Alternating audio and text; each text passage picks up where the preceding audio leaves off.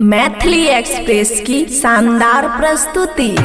है गै सौतीन तोरा काम धाम नहीं मिले छौगा सौतीन हो गे छिनरो देखबिही मारबो ऐठ के आ कानबिही बैठ के बुझले डीजे मनीष खुशी रिकॉर्डिंग स्टूडियो बलुआहा अपना भातरू से चर्चा तोराए देबोगे तोरा मुनसा को थप्पड़ चलाए देबोगे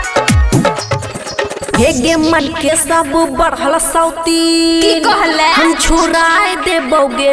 हो गे भचिया हे गे मन के सब बढ़ल सौती देखबे हम छोराए देबोगे अपना मुनसा से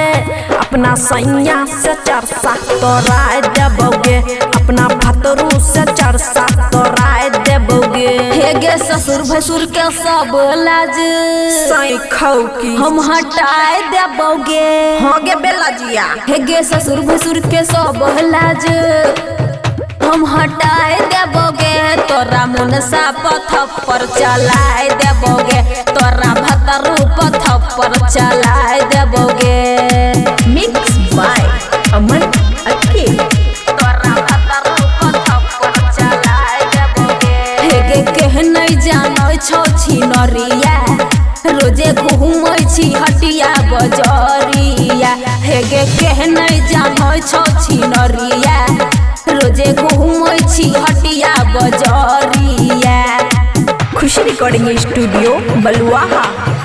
हे गई सब करम कर के हे गई मौगी बनै छी बड़ा सतवर्ती मौगी हे गई सब करम कर के हे गई मौगी बनै छी बड़ा सतवर्ती मौगी हे गई साई तोहर कमावे जाय छौ रोजे खगरिया साई तोहर कमावे जाय छौ रोजे खगरिया